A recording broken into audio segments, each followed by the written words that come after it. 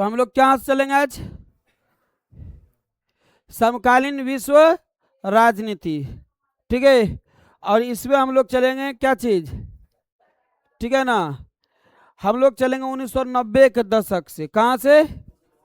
1990 के दशक। और 1990 के दशक में एक बहुत बड़ा परिवर्तन हुआ था। किसका गठन हुआ था? सोवियत संघ का। किसका गठन हुआ था? सोवियत संघ का, है ना। और सोवियत संघ के विघटन होने के होते होते के साथ ही किसका क्या समाप्त हो गया? दो ध्रुवता का युद्ध समाप्त हो गया। दो ध्रुवता क्या हो गया रे? जो दो ध्रुवता, मित्रगुट का मित्र राष्ट्र और दूरी राष्ट्र, मित्र राष्ट्र और दूरी राष्ट्र, इसी में ना बट गया था ना। पूरी पूरी दुनिया कितने वर्ग में बटा था रे? 2 वर्ग में। कौन कौन दूरी में था? एक मित्र राष्ट्र, दूसरा दूरी राष्ट्र, गुट में ना। हिस्सा में कहे तो पूर्वी और पश्चिमी। पूर्वी का नेतृत्व कौन कर रहा था? सोवियत संघ। पूर्वी का नेतृत्व, पश्चिमी का नेतृत्व कौन कर रहा था? संयुक्त राज्य अमेरिका। कौन कर रहा था? संयुक्त राज्य अमेरिका कर रहा था, यही ना। चलो यहाँ के बाद हम लोग पढ़ा देते, ये पढ़ा देते क्षेत्रीय संगठन का उदय करा। यूरोप और एशिया में ऐसे संगठनों का विकास हुआ। किसके बाद? किसके बाद यह विकास हुआ? सोवियत संघ के विघटन के बाद। कह रहा यूरोप और एशिया में ऐसे संगठनों का विकास हुआ, है ना, जिन्होंने न केवल आर्थिक बल्कि राजनीतिक प्रभाव को भी पैदा किया। ठीक है। विघटन के बाद मात्र एक शक्तिशाली बचा था। वो कौन बचा था? अमेरिका। कौन बचा था रे? अमेरिका। कौन बचा था? अब यहां से क्या हुआ, जब विघटन हुआ, जब अमेरिका बचा, तो बाकी शेष जो देश था, ठीक है ना, अब वह लोगों में आपस में एक लालच आने लगा, लालच आने लगा, ठीक है ना। और उस लालच के लेकर सभी एक अपने एक क्या कहा जाए कि एक आपस में बैठक मिलान किया कि यदि आगे चलकर और अमेरिका पावरफुल शक्ति हो गया तो पूरे देश पर क्या करेगा? अपना पावर जमा लेगा और सब पर अपना हुकूमत करेगा, है कि नहीं। अब धीरे धीरे क्या करने लगा कि सब देशों में यानी कि अक्सर अक्सर जो है कुछ देश मिलाकर कई गुट बनाए, है ना, कई गुट बनाए। किसके लिए? ताकि हमारे इससे रक्षा हो सके, हमारे इससे बचाव हो सके, हम इससे इसकी संकट से हम लोग उभर सके। उसी में एगो गुट बनाता। कौन गुट? आसियान। कौन बनाता? आसियान। आसियान जब बनाता तो इसमें शुरू में कितने देश थे? 5 देश थे। आसियान जो बनाते से शुरू में कितना देश था रे? 5 देश था। ठीक है, एक मिनट, ठीक है। आसियान जो बनाते इसका शुरू में कितना देश? 5। और इसकी स्थापना कब हुआ था? 1967 में। कब हुआ था? इसकी स्थापना कब हुआ था? 1967। और इसका इसका जो घोषणा हुआ था कहाँ हुआ था? बैंकॉक में। घोषणा कहाँ हुआ था? बैंकॉक में हुआ था, है ना। और इसका जो है मुख्यालय कहाँ है? मुख्यालय बोलो, मुख्यालय कहाँ है? नहीं दिए हैं रे? दिए तो होंगे कहीं।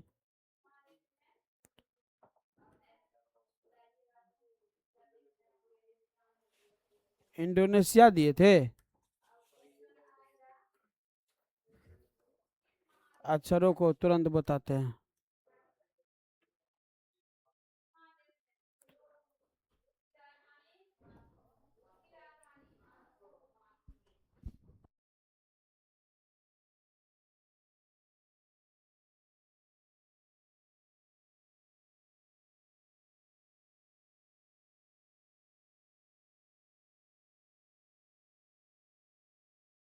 है ना। इसका जो मुख्यालय कहाँ है? जकार्ता, इंडोनेशिया में। कहाँ पर है रे? इंडोनेशिया। इंडोनेशिया के कहाँ? जकार्ता में। इंडोनेशिया कहाँ जी? जकार्ता में। इंडोनेशिया के जकार्ता में इसका मुख्यालय है। और शुरुआत में इसमें कितने देश थे?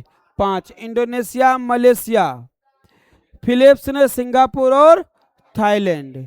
फिलीपींस, सिंगापुर और थाईलैंड, है ना। और इसका जो हस्ताक्षर हुआ था कहाँ पर, बैंकॉक घोषणा पत्र पर। किस पर हुआ था जी, बैंकॉक घोषणा पत्र पर इसका हस्ताक्षर हुआ था। क्लियर। आओ, पॉलिटिकल है तुम्हारा, चल बैठ कर तब दूसरा विषय पढ़ो। चलो बोलो। तो हम बताए थे कि विघटन के बाद यानी जैसे दो ध्रुवीयता समाप्त हुआ, पूरे विश्व में एक महाशक्ति के रूप में बचा। अरे नीचा रखो ना रे पागल, उसको नीचा रखो, नीचा वाला मंच पे, है ना। पूरे शक्ति पावरफुल में कौन था, अमेरिका। कौन था जी, अमेरिका। ठीक है। और उनके विपक्ष में जो है कई देश मिलकर एक अपना अपना गुट बनाने लगा, ताकि उसकी जो है मतलब विपत्ति के समय उसका हम सामना कर सके, है ना। तो जिसमें वो पहला बना था वो कौन सा गुट बना था, आसियान। कौन बना था जी, आसियान। और आसियान की स्थापना कब हुआ था, और शुरू शुरू में इसमें कितने देश थे, इसका मुख्यालय इंडोनेशिया जकार्ता, इंडोनेशिया जकार्ता, याद रखना है। ठीक है। शुरू में कितने देश थे, कौन कौन, इंडोनेशिया, मलेशिया, फिलीपींस, सिंगापुर और थाईलैंड। और बाद में इसमें फिर 5 देश शामिल हुआ। तो कौन कौन देश हुआ था शामिल बाद में, बोलो।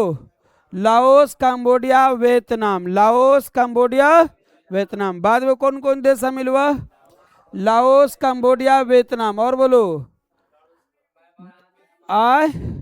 म्यांमार और, है ना, म्यांमार और कौन है जी, Brunei Darussalam. Brunei Darussalam, Brunei Darussalam, याद रखना, ब्रुनेई दारुसलाम। अदवा पहले क्या बोलेगा, क्या बोलेगा, Laos, Cambodia, Vietnam. Laos, Cambodia, Vietnam. Brunei, Brunei क्या है जी, दारुसलाम और म्यांमार। बाद में 5 देश शामिल हुआ ना। तब जाकर के अभी यदि वर्तमान में पूछे तो कितने देश बोलेगा, वर्तमान में पूछे तो 10। तो बोलेगा कि आसियान में वर्तमान में कितने देश, शुरुआत में कितने देश, बाद में कितने देश मिला, कौन कौन देश, बाद में कौन कौन देश शामिल हुआ, Laos, Cambodia, Vietnam, Brunei Darussalam और उसके बाद म्यांमार। उनसे पहले जब स्थापना के समय कौन कौन देश थे, इंडोनेशिया, फिलीपींस, मलेशिया, सिंगापुर और थाईलैंड। क्लियर यहाँ तक। अच्छा, इसका जो हस्ताक्षर हुआ था कौन पत्र पर हुआ था, मुख्यालय कहाँ है, मुख्यालय कहाँ है, अरे बोलो, इंडोनेशिया। इंडोनेशिया कहाँ, जकार्ता। क्लियर यहाँ तक। आप देखो इसका उद्देश्य क्या था। करा आसियान के मुख्य लक्ष्य केवल सैन्य नहीं था बल्कि सामाजिक और आर्थिक था। यह सिर्फ सैन्य बल पर नहीं अपना उद्देश्य बनाया था, सामाजिक और आर्थिक रूप पर भी इन्होंने विशेष बल दिया था। आर्थिक विकास करा, सदस्य देशों की आर्थिक वृद्धि में तेजी लाना।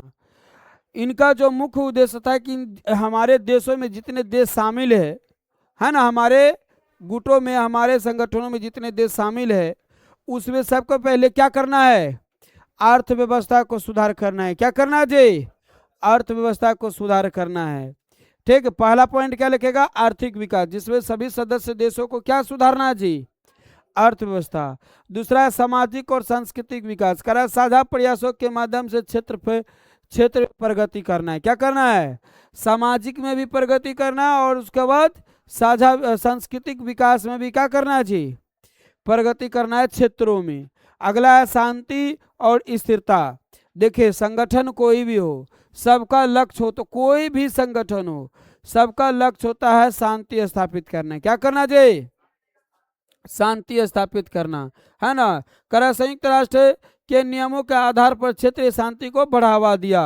किसका बढ़ावा दिया जी, क्षेत्रीय शांति को बढ़ावा दिया। क्लियर यहाँ तक। बोलो अब जो आसियान के मुख्य उद्देश्य क्या क्या था, आसियान के मुख्य उद्देश्य बोलो। पहला था आर्थिक विकास, पहला क्या था जी, और आर्थिक विकास के अंतर्गत क्या, अपने क्षेत्रीय में या अपने सदस्य देशों के बीच किसकी वृद्धि करना, आर्थिक का विकास का वृद्धि करना या आय का विकास, आर्थिक करना, आर्थिक में सभी आ जाएगा, है ना, संसाधन से लेकर के चीजें तक। दूसरा क्या था, सामाजिक और सांस्कृतिक। दूसरा क्या था बोलो, सामाजिक और सांस्कृतिक। इसमें जो है समाज में क्षेत्रीय वो संस्कृतियों का विकास करना चाह रहे थे। तीसरा क्या था बोलो, शांति। क्या था रे, शांति। क्या बोले थे, शांति और स्थिरता, शांति और स्थिरता। यानी क्या कहा जाए कि सदस्य देशों के बीच क्या स्थापित करना है, शांति। सदस्य देशों के बीच क्या स्थापित करना है, शांति। तो बताओ कि आसियान के उद्देश्य क्या क्या थे, आर्थिक विकास एक, दूसरा बोलो सामाजिक और संस्कृति दो, तीसरा बोलो, क्लियर, यहां तक किसी को दिक्कत। आगे के बाद देखो यहां पर से, करा आसियान शैली। करा आसियान कामकाज की शैली दुनिया बहुत ही मशहूर था। करा इसका जो कामकाज को जो शैली था, इनका जो प्रेम भाव, संगठन और मिलनसार को देखकर लोगों में जो है चर्चा की विषय बन गया। किसका विषय बन गया जी, चर्चा का। करा जिसे आसियान कहा गया। क्या कहा गया, आसियान कहा गया। क्या कहा रे, आसियान। करा है कि अनौपचारिक वो सहयोगात्मक संगठन। करा यह अनौपचारिक के बजाय, और क्या करा है, यह औपचारिक के बजाय अनौपचारिक बात करते थे। किसके बात करते थे, औपचारिक के बजाय कैसे बात करते थे, अनौपचारिक बात करते थे। कैसे बात करते थे, संप्रभुत्व सम्मान, है ना रे, संप्रभुत्व का सम्मान। सदस्य के एक दूसरे के आंतरिक मामले में हस्तक्षेप नहीं करने का सिद्धांत था। क्या कहा कि देखो आपस में सब दोस्त है और आपस में सब दोस्ती में दोस्ती, लड़ाई करोगे तो फिर बोलेगा कि ये आपस में मतलब क्या है, मिलाओ, खुद को इन लोगों को आपस में मिलाओ, नहीं तो कोई तीसरा हमारे शामिल होगा हमारे बीचों में। इसलिए हम लोगों को कमजोरी समझ आएगा, इसलिए हम लोगों को आपस में नहीं लड़ना, हम लोगों को आपस में नहीं लड़ना। ये बात कौन बताया, आसियान संगठन। क्या कहा कि हम लोग आपस में किसी प्रकार की मतभेद नहीं करेंगे, आंतरिक हस्तक्षेप नहीं करेंगे। आंतरिक हस्तक्षेप मतलब हम लोग आपस में जितने सदस्य देश है ना, हम तुम्हें कोई प्रकार का हस्तक्षेप करेंगे नहीं, तुम हमें हस्तक्षेप करेगा। हाँ, बशर्ते सदस्य देशों के अलावा यदि कोई कुछ करता है तो सभी मिलकर उस पर सामना करेंगे। यह किसका लक्ष्य था बोलो, आसियान का। किसका था, आसियान का। अब करा आसियान के 3 स्तंभ। आसियान के कितने स्तंभ थे, 3। आसियान के कितने स्तंभ, पहला था आसियान सुरक्षा समुदाय। पहला क्या था, आसियान सुरक्षा समुदाय। आसियान सुरक्षा समुदाय पहला क्या था जी बोलो, आसियान सुरक्षा समुदाय, आसियान सुरक्षा समुदाय। क्लियर। दूसरा बोलो, दूसरा बोलो,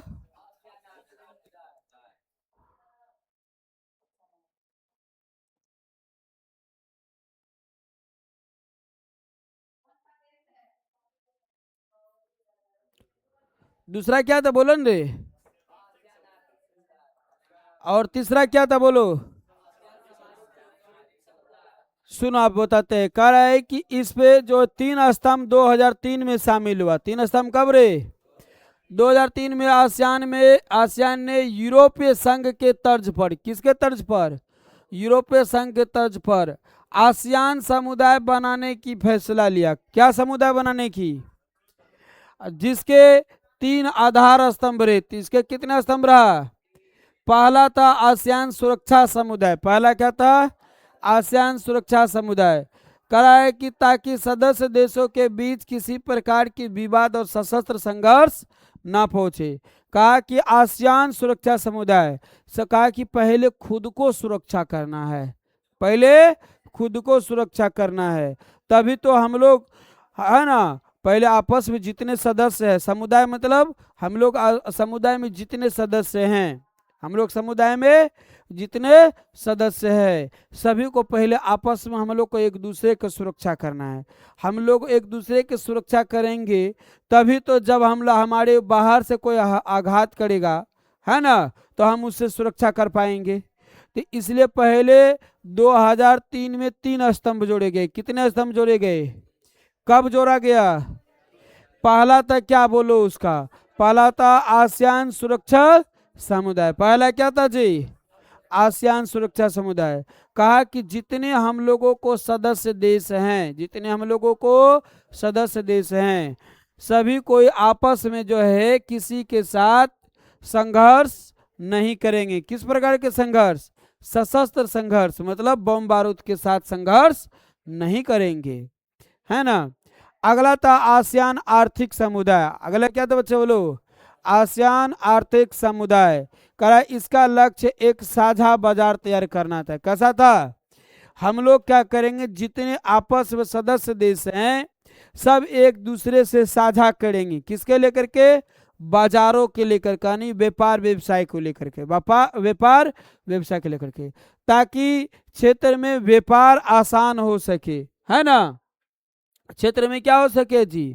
व्यापार आसान हो सके। तो दूसरा स्तंभ क्या था बोलो? दूसरा बोलो आर्थिक समुदाय। पहला क्या था? पहला क्या था? और उसके बाद तीसरा क्या था? आसियान सामाजिक सांस्कृतिक समुदाय। करा इसका उद्देश्य सदस्य देशों के बीच सांस्कृतिक संबंध और सहयोग को बनाए रखना है।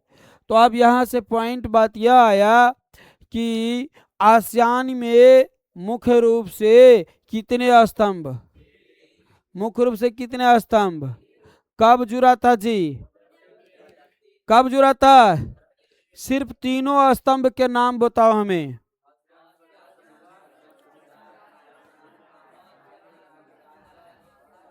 पहला बोलो हमें।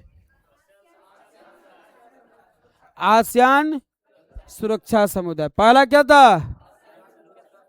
पहला क्या था? इसमें कहा कि जितने हम लोग आसियान के सदस्य हैं किसी प्रकार की सशस्त्र संघर्ष नहीं करेंगे और सभी एक दूसरे को क्या करेंगे? सुरक्षा करेंगे। दूसरा क्या था बोलो? ध्यान से बैठा लो, फिर उसका भी बोर्ड पर से हटा देंगे इसको। दूसरा क्या था? आसियान आर्थिक समुदाय, है ना। कहा कि हम लोग जितने आसियान के सदस्य देश हैं सबको अर्थव्यवस्था को सुधार हेतु, अर्थव्यवस्था को देख रेख हेतु हम लोग आपस में ही व्यापार की साझा कर लेते हैं। हम आपके देश व्यापार करने, व्यवसाय करने जाएंगे, आप हमारे देश आएंगे, है ना। तीसरा क्या था बोलो?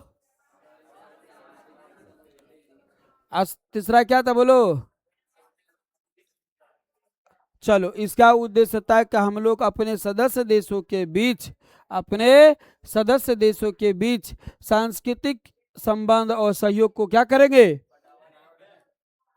तो क्वेश्चन यहां से आएगा कि आसियान के 3 स्तंभ कौन कौन से थे?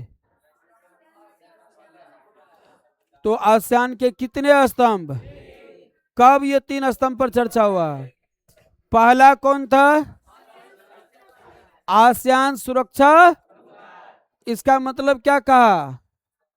कि हम लोग सदस्य देशों के बीच अर्थव्यवस्था पर विशेष बल देंगे ना। सुरक्षा में ना आपस में हम लोग क्या करेंगे?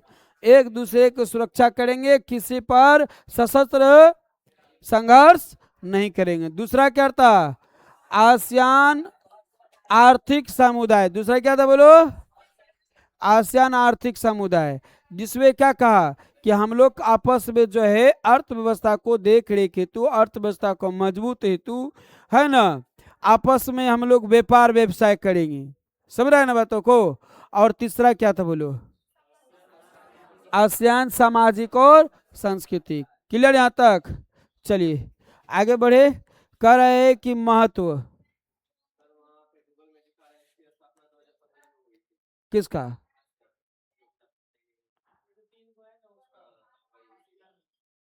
इसका 3 स्तंभ का।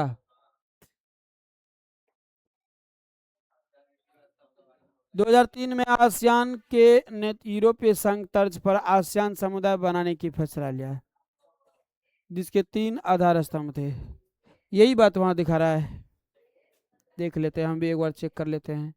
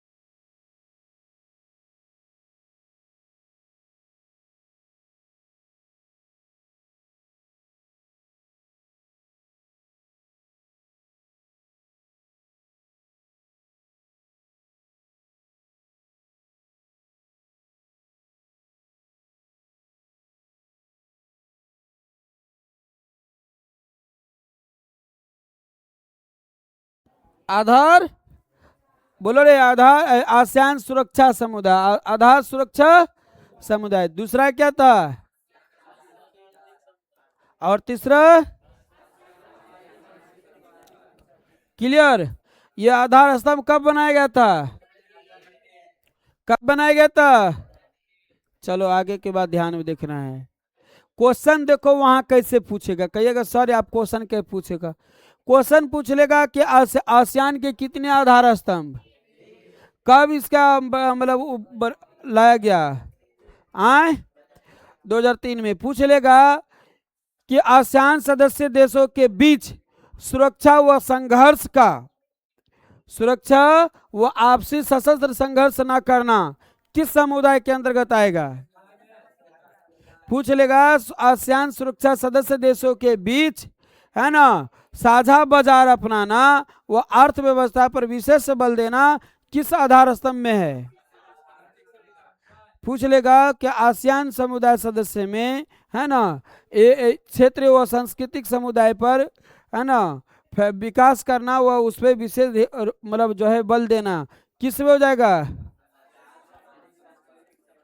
पूछ लेगा कि आसियान का मुख्यालय कहाँ है? Indonesia Jakarta, Indonesia Jakarta. इसकी स्थापना कब हुआ था? आए शुरू में किसमें कितने देश, कौन कौन देश, और उसके बाद में कौन कौन देश शामिल हुए? Laos, Cambodia, Vietnam, Brunei, Darussalam, Myanmar. Clear यहां तक? चलो आगे देखो। अब हम लोग चल रहे हैं महत्व और विजन 2020। आइए हम लोग देखिए कहां तक पहुंच गए। 1967 से स्टार्ट किया, अब 2020 में पहुंचे, है ना। 2020 करा आसियान क्षेत्र मंच, आसियान क्षेत्र मंच 1994 में स्थापित इस मंच का काम सदस्य देशों की सुरक्षा और विदेश नीतियों को तालमेल बैठाना। क्या करना चाहिए? इसको तालमेल बैठाना। क्लियर? तो कह रहा है इसका जो मंच आसियान के क्षेत्रीय मंच कब था? 1994 में। आसियान क्षेत्रीय मंच 1994 में स्थापित इस मंच का, यानी आसियान के एक मंच था जिसके स्थापना कब हुआ था? और कह रहे इस मंच का सदस्य, इस मंच का जो था कार्य कि सदस्य देशों के बीच क्या करना है जी? सुरक्षा देना है। सदस्य देशों के बीच क्या करना है? और विदेश नीतियों के बीच तालमेल करना है। विदेश नीतियों में क्या करना है जी? करा तेजी से बढ़ती अर्थव्यवस्था। करा आसियान दुनिया का सबसे तेजी से विकसित होने वाली अर्थव्यवस्था क्षेत्र था। दुनिया का सबसे तेजी से विकास होने वाली कौन सा देश था? कौन सा व्यवस्था था? आसियान। कौन अर्थव्यवस्था जी? आसियान। करा कि भारत और आसियान, करा भारत ने भी आसियान के साथ अपने संबंध को मजबूत किया। भारत ने भी अपने आसियान के साथ अपने संबंध को क्या किया जी? मजबूत किया। और लुकिंग और एक्ट ईस्ट नीति अपनाया। कौन कौन नीति को अपनाया था? बोलो। लुकिंग एक्ट नीति को। तो कौन अपनाया था? बोलो, कौन अपनाया था? कौन कौन नीति को अपनाया था? बोलो। लुकिंग ईस्ट और एक्ट नीति। लुकिंग ईस्ट और एक्ट नीति को। कौन नीति को अपनाया था? बोलो, कौन अपनाया था? कब अपनाया? किस मंच पर? विजन कब था? विजन बोलो, विजन है। चलो अब हम लोग अभी फिलहाल देखिए यहाँ पर से क्या है, ये जो काला वाला था ये आपका जो चैप्टर वाइज चैप्टर चल रहा है उसको हमने ऐड किया, ठीक है। इस बीच में जो को एक बीच में जो सब सदस्य मिलकर गठन भी किया है उसके बारे में हम लोग लाल पेन से किए हैं। क्लियर? तो हम लोग अभी पढ़ रहे थे किसके बारे में? आसियान के बारे में। किसके बारे में पढ़ रहे थे? आसियान के बारे में पढ़ रहे थे। किसके बारे में? आसियान। और ये आसियान का उद्देश्य क्यों बनाया गया तो इसकी फिर से थोड़ा सा एक फ्लैशबैक में कहानी चलते हैं। जब सोवियत संघ का विघटन हुआ तो बात यहां रहा है कि सोवियत संघ का विघटन कब हुआ, और सोवियत संघ के विघटन होते ही कौन सा दौर समाप्त हो गया? दो ध्रुवीयता की दौर समाप्त हो गया। दो ध्रुवीयता की ओर समाप्त हो गया। दो ध्रुवीयता में कौन कौन ध्रुवीयता थे? एक थे ध्रुवी राष्ट्र, दूसरा था मित्र राष्ट्र। कहे तो एक पूर्वी और एक पश्चिमी। पश्चिमी का नेतृत्व कौन कर रहा था और पूर्वी का नेतृत्व कौन कर रहा था? सोवियत संघ का जब विघटन हुआ तो कितने देश बना था? कितने देश बना था? 15 देश बना था। कितने देश बना था जी? 15 देश बना था। अब उसके बाद जैसे विघटन हुआ दो ध्रुवीयता की दौर समाप्त हुआ और सबसे पावरफुल कौन बचा? कौन बचा? रूस बचा था कि संयुक्त राज्य अमेरिका बचा था? विघटन के बाद जो है कौन बचा था? अमेरिका ने बचा था ना, है ना? कौन बचा था? अमेरिका। अब जब सब तो छोटी छोटी टुकड़ों में बट गया, अब फिर उसके बाद आपस में फिर लोगों में एक बात पनपा। क्या बात पनपा? कि आज इन्होंने अपने सशस्त्र बल के आधार पर, अन्य आधार पर सोवियत संघ ऐसे महाशक्ति को विघटन कर दिया, हरा दिया, है ना। और धीरे धीरे यदि इसका यही मनोबल बना रहेगा तो पूरे देशों पर अपना क्या करेगा? यह एकमात्र देश बचेगा जो अधिकार करेगा, है ना। तो इसी चीजों से बचाव हेतु, इसी चीजों से सुरक्षा हेतु भविष्य का सभी देशों ने मिलकर ऐसे कई संगठन बनाए जिसमें से हम अभी एक को पढ़ाएं, आसियान। क्या पढ़ाए? आसियान। तो आसियान का जो है स्थापना कब हुआ था?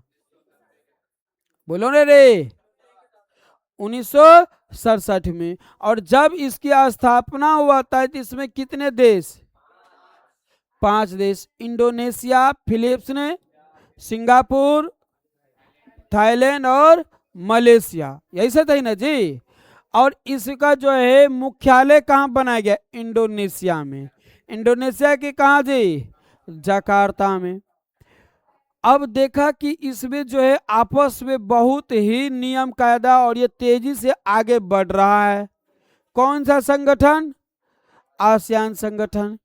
तो देखा कि यह जो है इसमें जो है लक्ष्य बनाया गया, पहला लक्ष्य बनाया गया कि हम लोग जो है आपस में किसी प्रकार के सशस्त्र संघर्ष नहीं करेंगे।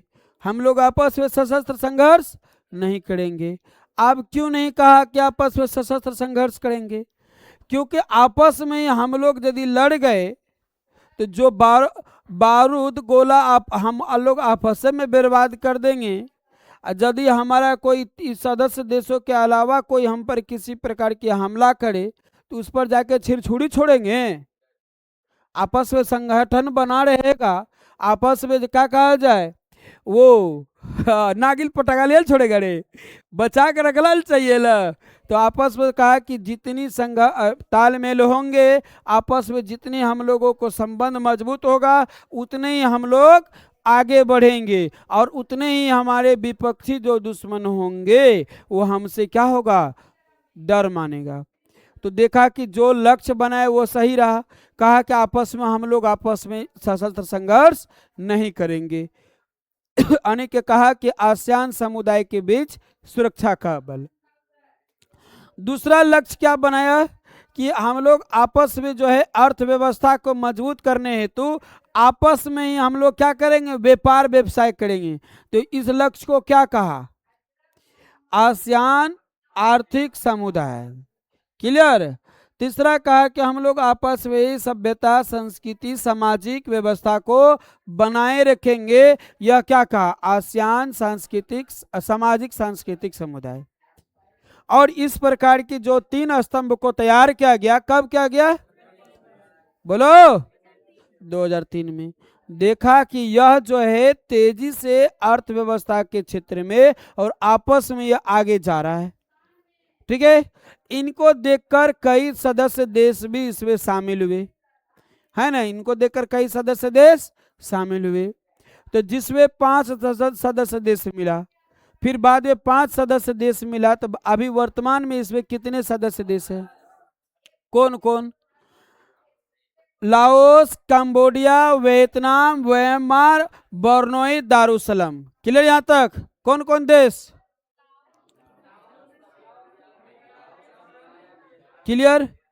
अब चलो बाद में जो है विजन 2020 के लेकर, विजन 2020 के लेकर, है ना, भारत भी इस सदस्य का संघ का में शामिल हुआ, है ना। तो इसके लिए उसको 2 रूल को फॉलो करना पड़ा। वो 2 रूल कौन सा था? बोलो तेजी से। 2 गो रूल कौन था जो बाद में जो है भारत ने फॉलो किया?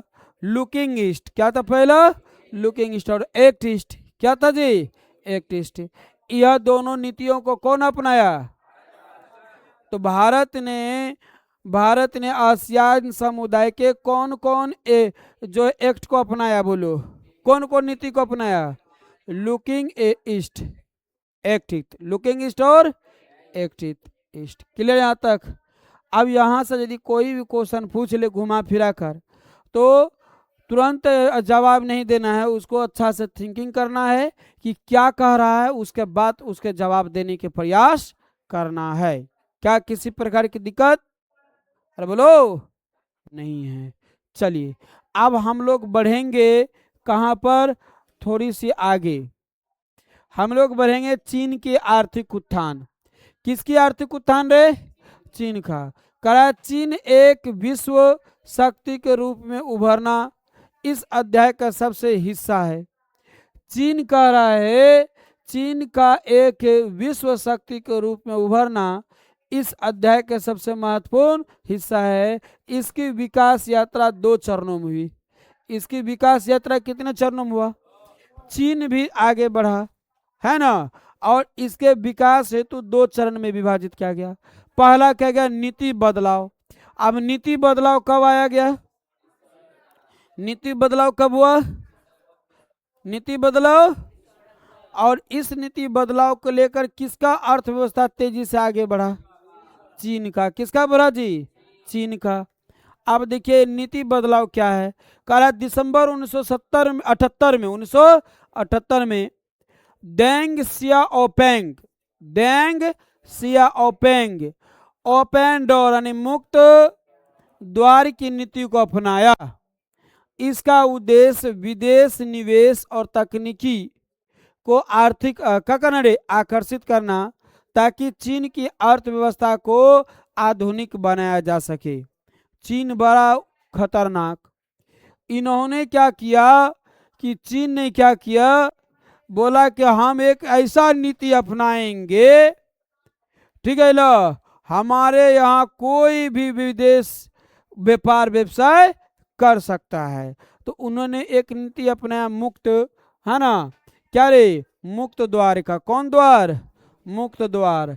मतलब मुक्त द्वार का मतलब हुआ कि सीधी समझो, ये हिंदी हुआ मुक्त द्वार, अंग्रेजी में हुआ ओपन डोर। मतलब आपके लिए दरवाजा मेरे पास खुला है, कोई भी आइए अपने यहाँ, हमारे यहाँ, और विदेश में अपना व्यापार व्यवसाय कीजिए आराम से, ठीक है ना, सब रहा है ना। और यहाँ की सम है ना, हम आपके यहाँ करेंगे। जब मुक्त द्वार है, जब अब आ सकते हैं तो हम जा नहीं सकते हैं कि वो दोनों प्रकार की नीति को अपनाया, आइए सनम और जाइए सनम।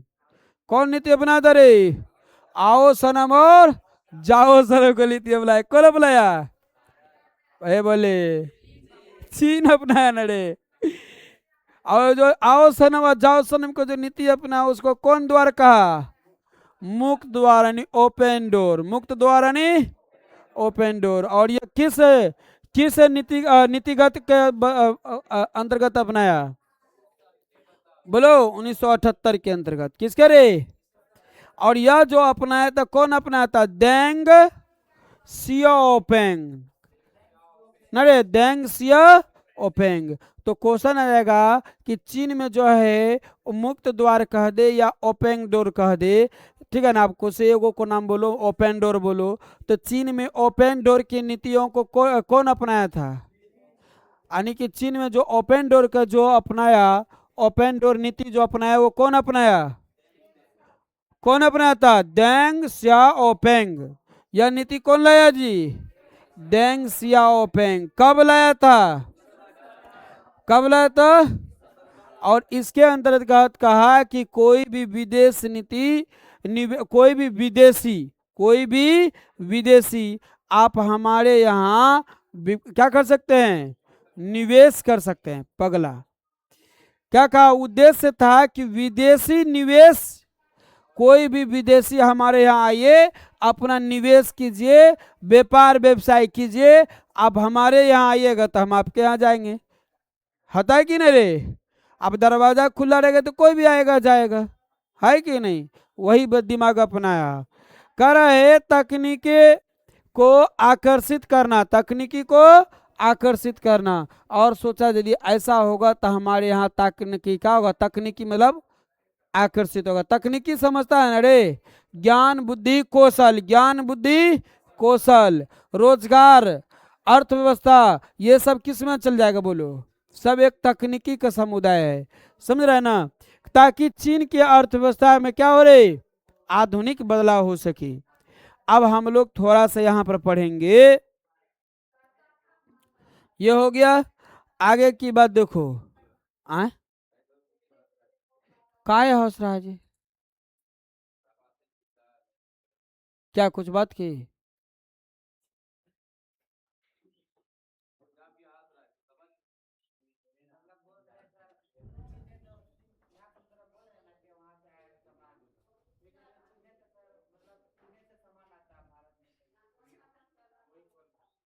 हाँ। अब ओपन द्वार की नीति अपनाया, अब सिर्फ तुम लेना जानेगा, देना नहीं जानेगा तो फिर गड़बड़ नीति हो जाएगा ना, है कि नहीं। देखो राजकुमार कोई बात गलती नहीं बोलता है, राजेश। राजकुमार तो राजकुमार है, वो सोचता है हमको कोई दिक्कत न है, न यो पुछरी डोलाएंगे तो बाबू बोला शासन रख ले है। हाँ, राजेश तो सोचता है कि हमको तो भैया पढ़ना है। बिचवा में काहे बैठ जाता है, आगे बोलते उसको बैठने के लिए। आगे बैठो आगे। चलिए देखिए आगे हम लोग बढ़ते हैं। ए सुनो, हम लोग इसका तीसरी विकल्प पर चलते हैं। सुन लीजिए, बीच में थोड़ी से कुछ आया है, कह रहा है कि परिवर्तन का चित्र। ये जो है कह रहे है कि पुरानी तस्वीर यानी सामाजिक दौर, पुरानी तस्वीर यानी सामाजिक दौर। कह रहा यह क्रांति के बाद उस समय दिखाती है जब चीन पूरी तरह से, है ना, राज्य नियंत्रण सामाजिक मॉडल नीति अपनाया था। कौन नीति अपनाया था रे? चीन पूरी तरह से कौन नीति अपनाया था? पुरानी दौर के अनुसार, यानी कि पुरानी तस्वीर यदि देखा जाए तो चीन भी समाजवादी दौर में था। चीन भी क्या में था? चीन भी किस में था बोलो? समाजवादी दौर में। और यह जो है राज्य नियंत्रण समाजवादी मॉडल पर निर्भर था। यह भी जो है पुरानी तस्वीर देखा जाए तो यह भी किस दौर में था? राज्य नियंत्रण समाजवादी मॉडल में था। और नारा था समाजवादी रास्ता ही सबसे व्यापक रास्ता है। समाजवादी रास्ता ही सबसे क्या है जी? व्यापक रास्ता है। और नई तस्वीर में देखा संघाई, आधुनिक संघाई तस्वीर चीन आर्थिक ताकत और गगनचुंबी इमारतों, है ना रे, गगनचुंबी इमारतों को पूंजीवादी सुधारों की सफलता। तो यह जो है बीचों की होता है ना, वो इसको हम एक क्या कहा जाए उसको, छोटा एक पॉपअप में देना था लेकिन नहीं दिए हैं, तो कोई दिक्कत नहीं है, इसको छोड़ो। यहाँ पर हम लोग 2 नंबर के बाद डायरेक्ट कहाँ पहुंचेंगे? 3 नंबर पर। करा सत्ता के वैकल्पिक केंद्र क्यों अपनाएं? सत्ता का वैकल्पिक केंद्र क्यों अपनाएं? सत्ता का वैकल्पिक केंद्र मिला रे पॉइंट किताब में? कहाँ है सत्ता का वैकल्पिक केंद्र क्यों अपनाया? नहीं मिला? ऊपर वाला मिला था, सब मिलेगा, ठीक है। कर यह केंद्र, करा ये केंद्र, करे कि निम्नलिखित कारणों से वैश्विक राजनीति में अनिवार्य थे। पहला था शक्ति का संतुलन। क्या था जी? शक्ति का संतुलन। शक्ति का, करा ये अमेरिकी प्रभुत्व को एक तरफा होने से रोकता है। ये अमेरिकी प्रभुत्व को क्या करने से रोकता है? करा ये अमेरिकी प्रभुत्व को एक तरफा होने से रोकता है, ठीक है। रोक जाइए।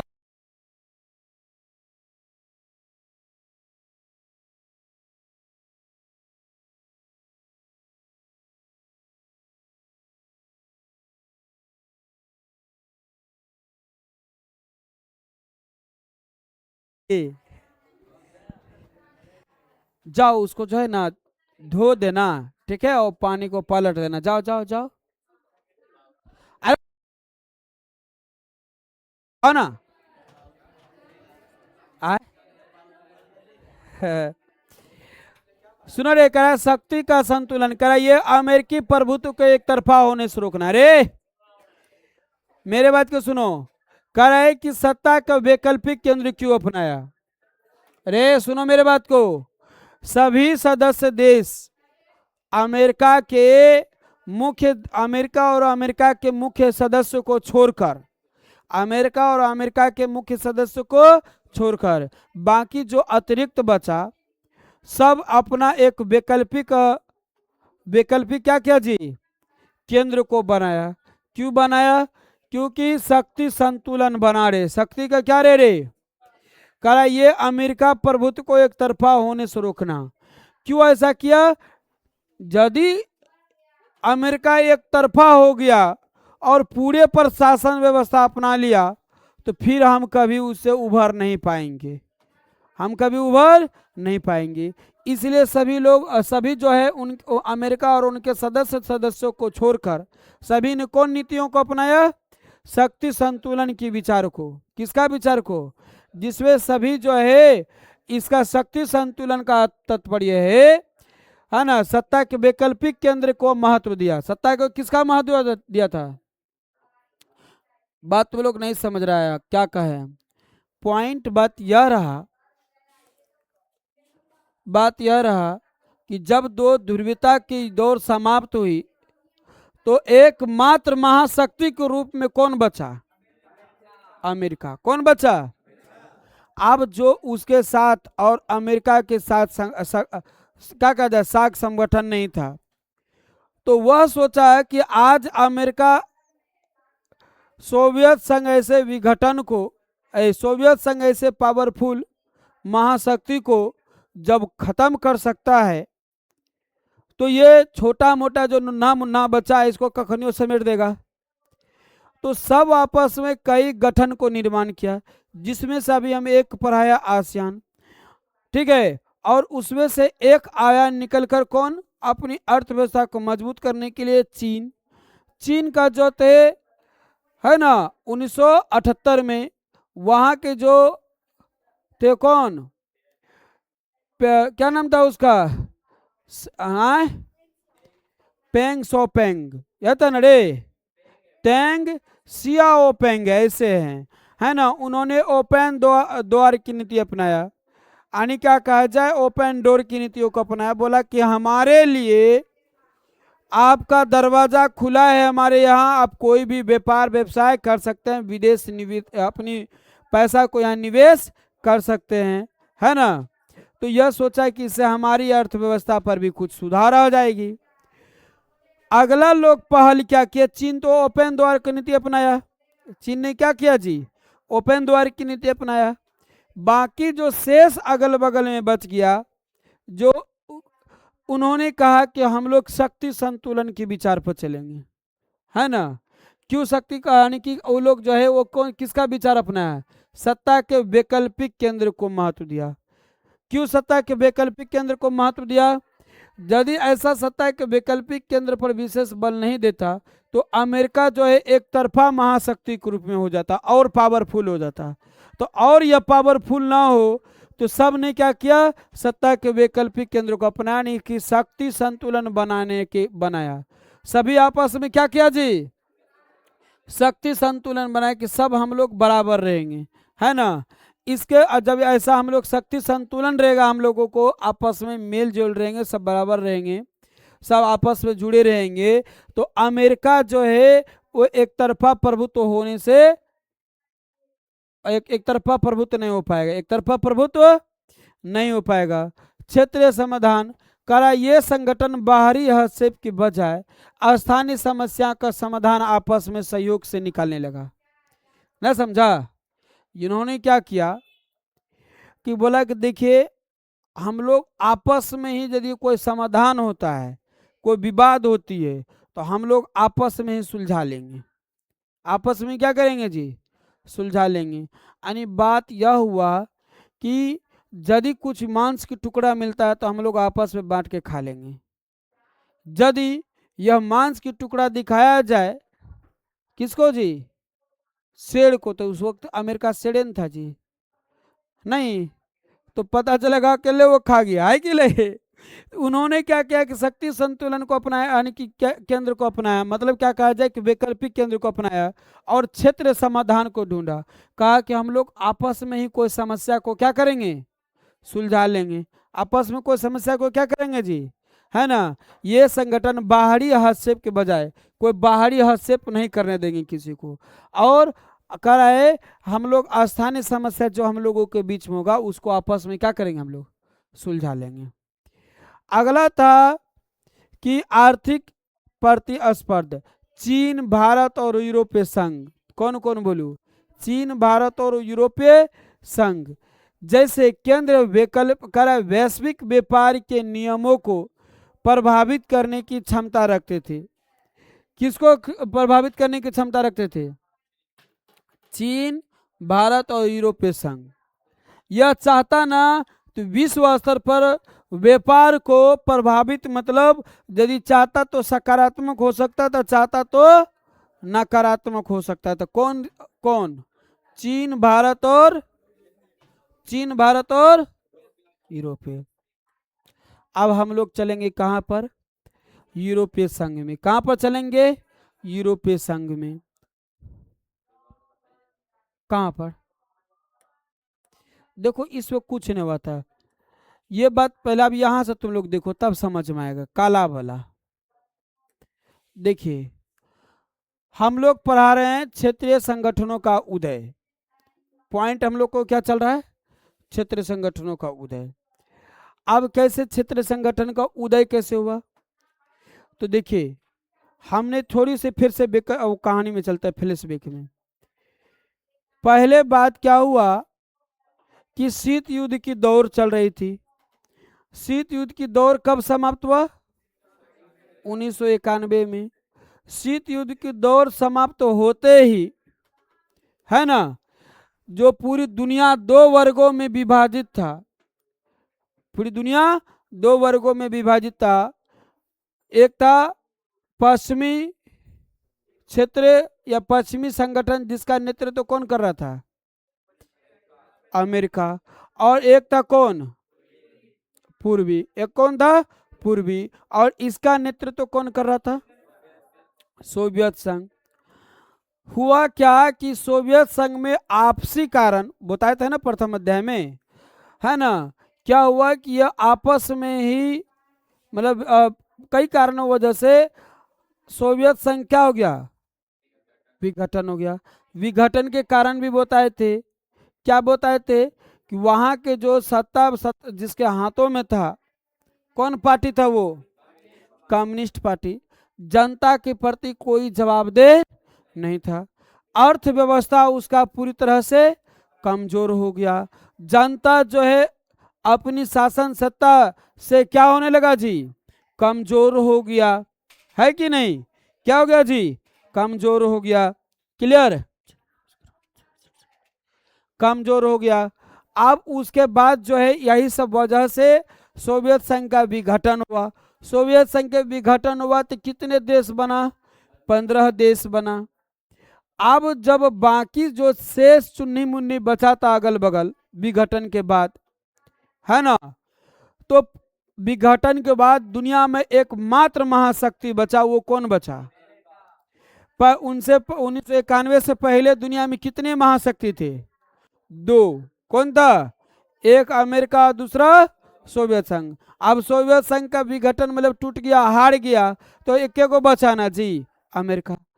तो बाकी जो सदस्य थे वो नहीं चाहता था कि अमेरिका और वर्चस्व में आगे हो, अमेरिका और पावरफुल हो, अमेरिका और शक्तिशाली हो। यदि ऐसा हुआ तो अमेरिका एक तरफा सदस्य बन जाएंगे और पूरे क्षेत्र पर अपना शासन करेंगे। पूरे क्षेत्र पर अपना क्या करेंगे जी? शासन करेंगे। इसके लिए जो है, जो बाकी जो अमेरिका और अमेरिका के मुख्य सदस्य नहीं थे, है ना, सब आपस में एक दूसरे से संगठन किया, और संगठन मतलब ग्रुप बनाया, है ना। तो जिसमें से हमने एक आप लोग को पढ़ाया था आसियान। तो आसियान के बारे में आप लोग फिर से देख लीजिएगा। ठीक, आसियान के बारे में बताना होगा क्या?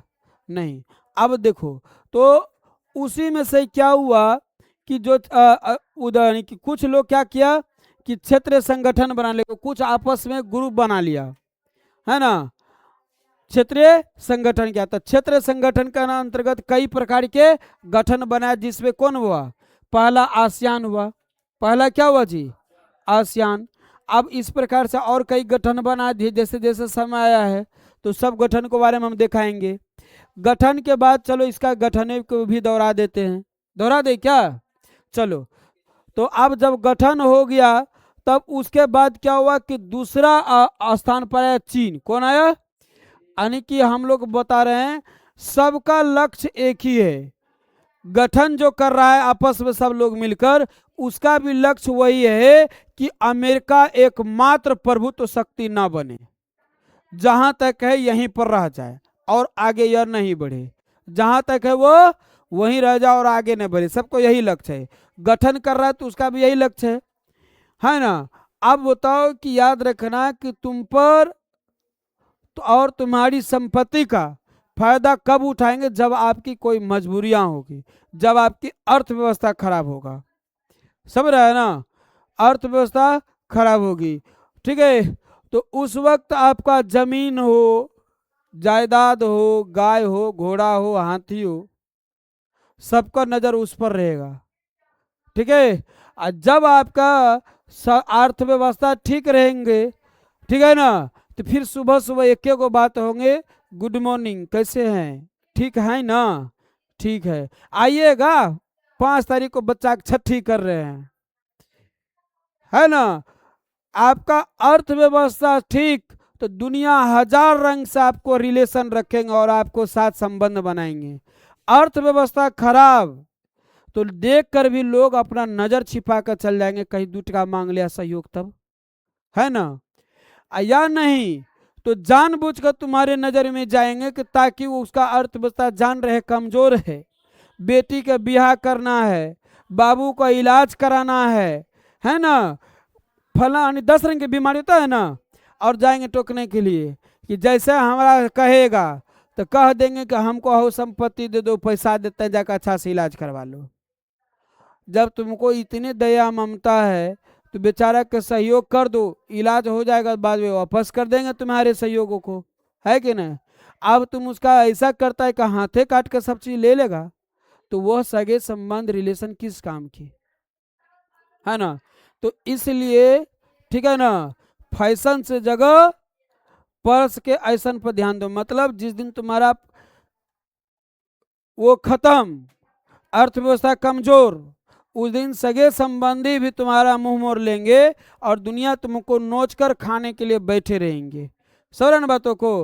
तो वही हाल हुआ, सोवियत संघ का अर्थव्यवस्था खराब हुआ, पूरी संपत्ति झोंक दिया किसमें, बम बारूद बनाने में, नहीं झोंक दिया जी, बम बारूद बनाने में झोंक दिया। दुश्मन उस पर आक्रमण किया कई रूप से, उसका देखरेख करने वाला कोई नहीं रहा, एक अच्छा नेतृत्व करने वाला, जिसके हाथों में नेतृत्व सौंपा था उसको जनता से कोई महत्व नहीं था, है कि नहीं, सब रहा है ना। तो जैसे देश का और कोई संगठन का एक नेतृत्व होता है, उस तरह से नेतृत्व करने वाले आपके परिवार का एक नेतृत्व होता है, जैसे दादा हो, दादी हो, माता हो, पिता हो। और नेतृत्व करता जैसे खत्म हो गया, तुम्हारा अर्थव्यवस्था यूं ही धीरे धीरे खत्म हो जाएगा, समझ रहा है ना। और जब अर्थव्यवस्था खत्म होगा तो इस सपना में भी भूल जाना कि तुम्हारा कोई परिवार मदद करेंगे, ये सपना से खत्म कर देना, ठीक है। हाँ, तो वही वाला बात हुआ था यहाँ पर। तो चीन कहा कि हमारा भी अर्थ कहीं, हम अपने सब अर्थव्यवस्था को मजबूत करने के लिए ना, तो चीन का एक सदस्य थे, उसका नाम था पेंग, क्या नाम था रे, अना ओपेंग, क्या नाम था रे, डेंग सियाओपेंग, क्या नाम था जी, डेंग सियाओपेंग, जो चीन के थे, है ना।